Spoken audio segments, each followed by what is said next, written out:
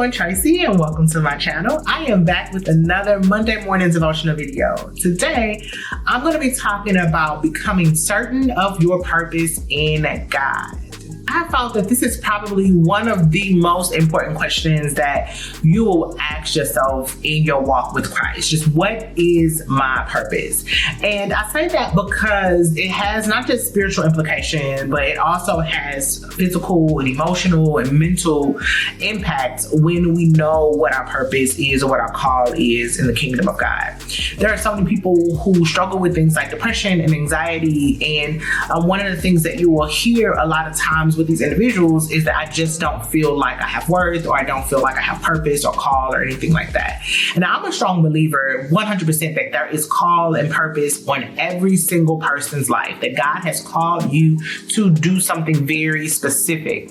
The question is, have you figured that thing out, and are you on the journey of figuring it out, or things like, what are the challenges in figuring it out? It really comes down to that. Not if you have purpose, but have you figured out what your purpose is? That's really the question. And so I want to give you 3 things that will help you really answer that question for yourself. What is my purpose? How can I be sure that this is my purpose and that this is my call? I'm actually going to look at the story of Samuel from 1 Samuel chapter 3 to really kind of unpack this journey that we go on of knowing our purpose.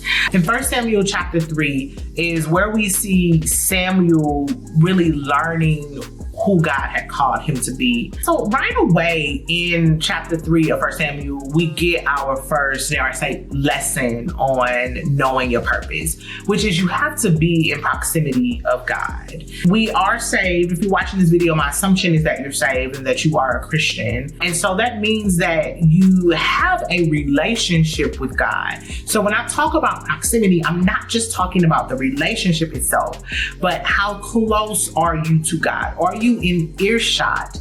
Are you leaning your ear into God to hear what it is He has to say to you? If we're honest, a lot of times we live life kind of in tunnel vision. Whatever the task is for that day, whatever the thing is we have to do from day to day, we get focused on that. Family, friends, work, we get distracted. And so we're not always really tuned in to what God might be saying. So sometimes we might miss some stuff, right? But creating intentional moments in our lives where we are in pursuit of answers about our purpose, that makes a big difference, right? And so in your relationship with God, are you positioning yourself to be in proximity to hear Him? Are you wanting to be close to Him? Are you wanting to be near to Him and in His presence? And then not only wanting that, but are you doing it? Are you finding yourself in the presence of God? Are you finding yourself in closeness with Him where you are listening, not just speaking, but listening to hear what God has to say?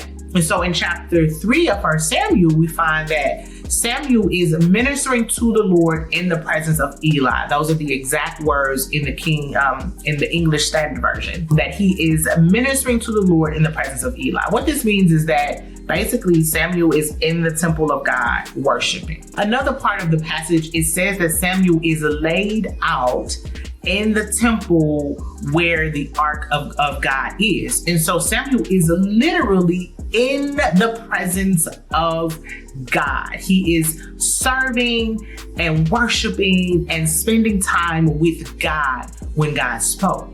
So proximity is about intention of the heart, to be close to God, to be near to God, to hear the Lord when He speaks, to ask questions with the belief that God will speak and you are close enough to hear. So as the story continues, we find that Samuel, being in that close proximity with God, hears the Lord say His name, call out to Him.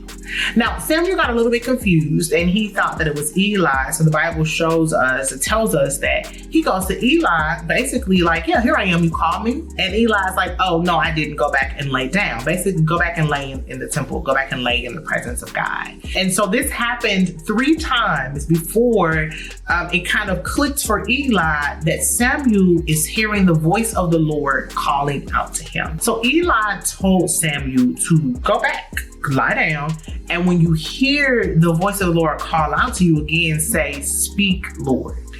right? I'm listening. Speak, Lord, your servant is listening.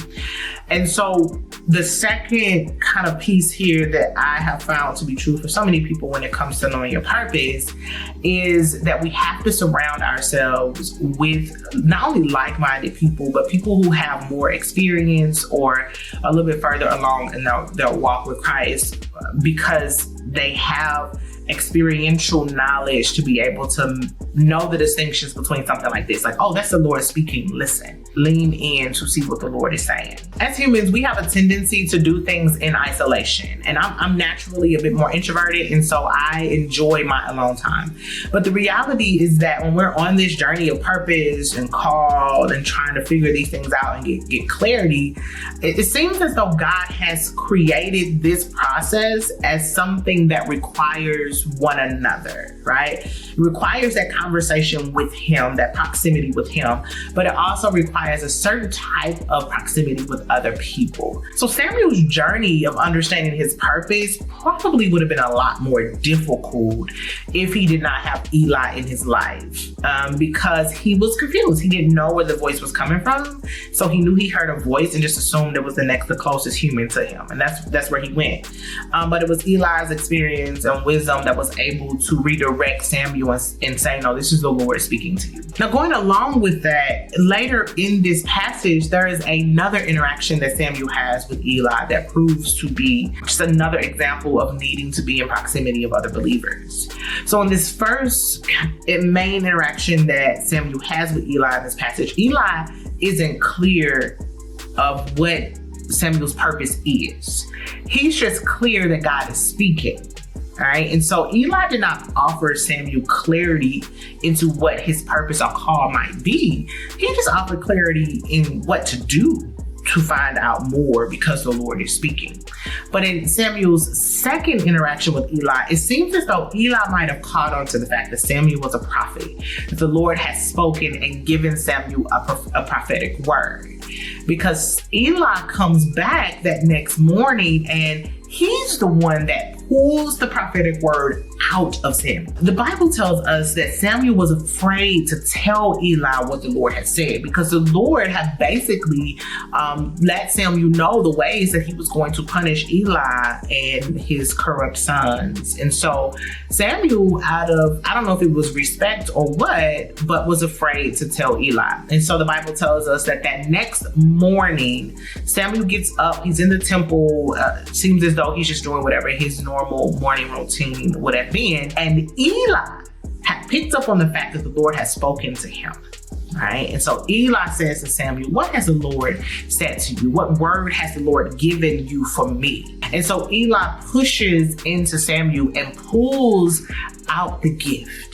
And that's another way that being in proximity of other believers can be helpful. And this can happen in so many ways, right? Again, this can come from a mentor, but it doesn't have to. It can come from a spiritual parent. Again, it doesn't have to. But this is that type of confirmation. The first interaction that Samuel had with Eli wasn't confirmation necessarily. It was just wisdom. This was confirmation, right? That God had actually spoken to Samuel. God said what he said, and Eli's like, give it to me. I know the Lord is speaking, right? There is confirmation that came there. And so the next piece of knowing your purpose is that God will confirm it. He's not going to speak and then leave you out here confused. He's going to send someone to confirm that he has spoken, that he has said that. So the Lord speaks, the Lord gives wisdom, and the Lord confirms when it comes to purpose. Now, the other piece that I'll add here that is not in this passage is that oftentimes the purpose and the call will actually make a little bit of sense. What usually doesn't make sense is the experiences we've had in our lives, right? So maybe we were, had addiction problems or come from a broken home or something like that. Those things feel like they may disqualify us. But there may be certain things about our personality, certain gifts that we might have or talents that we might have that makes the call and the purpose kind of make sense, even if the life circumstances don't. Right?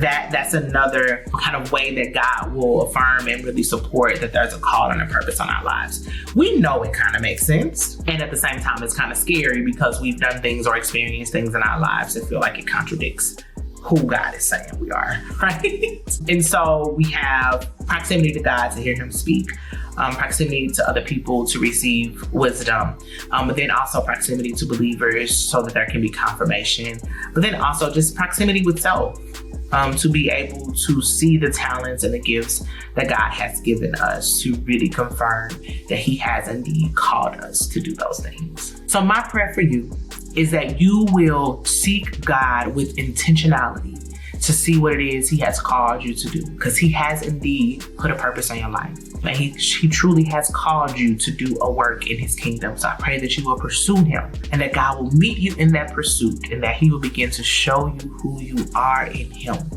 But then he will also surround you with safe, trusting people in his body that will show you wisdom and give you clarity and help you really understand what the Lord is speaking to you and what the Lord is doing in your life. But then he will also send people who will give you confirmation so that you will know without a shadow of a doubt that the Lord has spoken and the Lord has called you to do great things. But then you will be able to look in the mirror and see that great work in your life, that you will see the gifts and the talents that the Lord has given you, and that you will use those gifts and those talents to walk out this call and purpose on your life. So thank you for joining me on this Monday morning devotional video. Check out these other videos on my channel. I make these videos with you in mind, so I believe that they will be a blessing to you or someone in your life. So like, comment, subscribe, share the content to those that you think it might also impact. And I will see you in 2 weeks. See you later.